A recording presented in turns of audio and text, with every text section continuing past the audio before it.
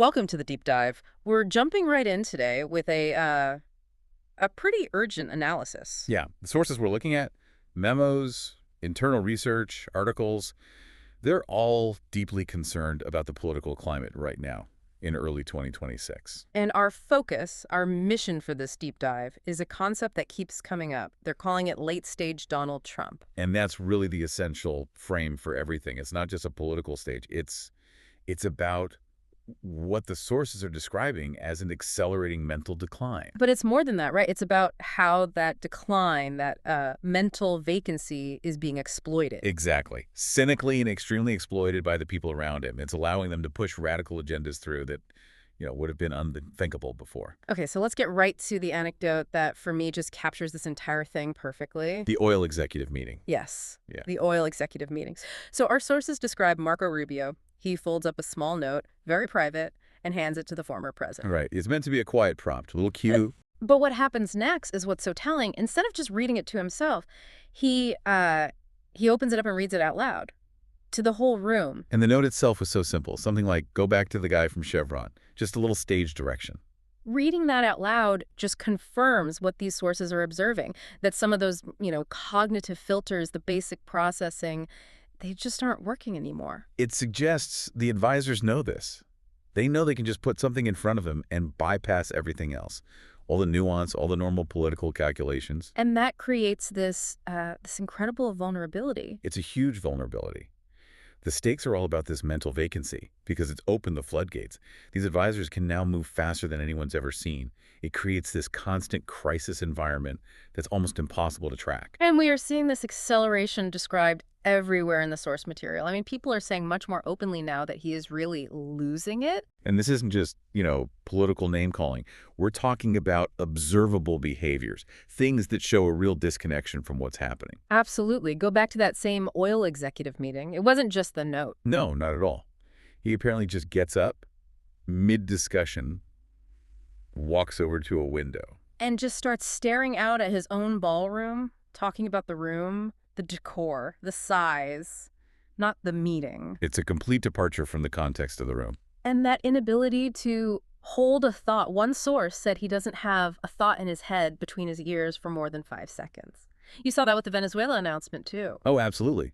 He's supposed to be talking about this foreign policy move, and suddenly he's talking about sending troops into American streets. He just completely loses the thread. Which leads right to the power dynamic the sources are describing, this cynical framing of him as a useful idiot. Not just for Russia, like the old days. No, not at all. For his own team, Yeah. for people like Stephen Miller, J.D. Vance, Marco Rubio, he's there, sort of lost, Right. asking, am I going to get credit for that? And while he's asking that, they're pushing everything through. But I wonder, is useful idiot even the right term? I mean, isn't he still actively endorsing this stuff when it, fits his own impulses? It's a really good point. It's not just a vacancy. It's a permissive vacancy. The advisors know how to package their goals to get that instant yes. So if he'll read a note about Chevron out loud, you have to imagine what Stephen Miller could hand him. Take over Greenland. Let's shut down the Fed. White people only. I mean, they know he'll just sign off because his focus is completely somewhere else. And this is the Miller-Rubio playbook in action, isn't it? This environment of high speed, total assent. We saw it right away with the directive to send another 3,000 ICE agents into Minneapolis. Just doubling down on policies that were already way outside the mainstream. And that willingness to just green-light aggressive action, well, it led directly to that domestic crisis we saw in Minneapolis. The incident with the minivan, it's a horrifying story. The reports say an ICE agent just fired into a vehicle, Killing an innocent mother. She was just driving her kids. but what the sources really highlight isn't just the tragedy itself. It's the administration's response, the political normalization that came after. Right. When Trump was asked about it, his defense, his justification for the shooting was that the victim was, and I'm quoting, very disrespectful. And this is where you, as a listener, have to really pay attention. Because by saying that, they are trying to define disrespect toward a federal agent as a shooting offense. A potentially lethal offense. It's an immediate escalation of domestic tension. It normalizes political violence from the state. And the defense of the agent was immediate. J.D. Vance came out and claimed total immunity. Which is just, it goes against every judicial and political norm we have. Even Tom Homan, who is famously hardline on this stuff, suggested maybe they should, investigate. Exactly. So the move for total immunity wasn't about justice. It was a signal. It was the executive branch saying, we will back our agents no matter what, and there will be zero accountability. It's extremism and incompetence all working together. Perfectly hand in hand. So let's pivot from the streets to the institutions, because this same dynamic, total assent, zero accountability, it's being used to attack the foundations of government itself. Yes, specifically the Department of Justice and the Federal Reserve, The sources are pretty blunt about this. One called the DOJ the Injustice Department. or the Obstruction of Justice Department. The point is, it's seen as operating purely as a political arm of the administration. It protects friends and punishes enemies. And their number one enemy right now seems to be Jerome Powell at the Fed. Yes. The sources all confirm the DOJ has opened what everyone is calling a made-up investigation into him. And it's over what? Renovation costs. Cost overruns on a Fed building. It's transparently an attack on the Fed's independence. Can we just pause on the irony there for a second? He's being investigated for renovation costs, while our sources point out Trump's own White House renovation, Which was probably illegal. and is estimated to cost up to $1 billion. The hypocrisy is just staggering. It is. The charge against Powell is so thin. And his response was very telling. He had to release a video statement. What did he say? He basically said this is all about his refusal to succumb to political pressure, to, change monetary policy for political reasons. So the message couldn't be clearer. Any institution that shows independence is a target. The DOJ, the Fed.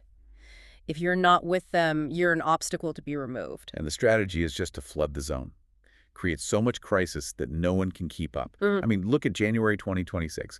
One source said it feels like we've had a year in the first 10 days. The pace is just dizzying. And it's on all fronts. Internationally, you have the invasion of Venezuela, And the former president declaring on Truth Social that he is now the acting president of Venezuela. plus direct threats against Cuba and Colombia. It's a huge escalation. And at the same time, the entire U.S. security architecture is being questioned. So rhetoric on NATO has gone from just criticizing allies to openly wondering if we even need it anymore. 70 years of alliances being dismantled while all this other chaos is happening. But the sources are clear. This isn't random chaos. There's a goal here, an overarching strategy. Which they call the attempt to erase the 20th century. The Great Reversion, that's the term. It's about systematically eliminating all the major progress of the last 125 years. Social progress, racial progress, environmental rules. The independence of the Fed, the entire post-World War II alliance system.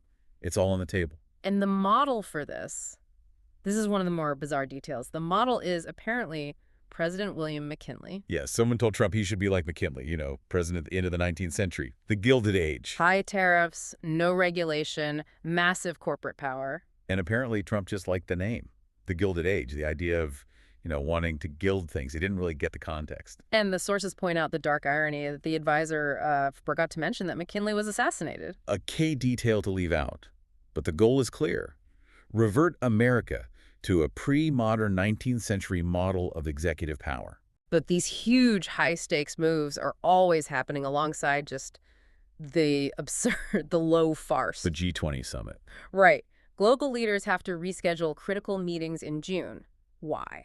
Because Trump has scheduled an outdoor UFC match on the White House South Lawn for his birthday.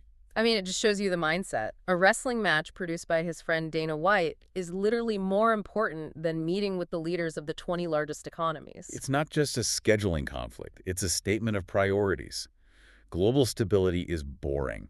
A spectacle is interesting. So we've got the mental decline, the ruthless exploitation, the attack on institutions. But let's pivot to the final point from the sources, the one that is maybe the most alarming. This comes from a New York Times interview. They asked him a very direct question.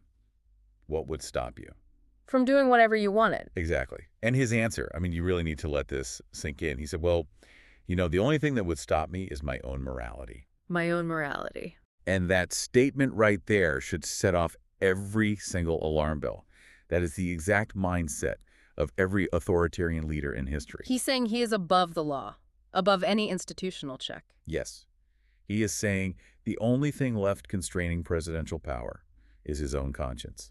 Or, lack thereof. And when the leader of a country says the only thing stopping him is his own personal morality. Especially a leader that the sources themselves call the most immoral public figure in America. You've entered a new phase? You've entered authoritarian territory.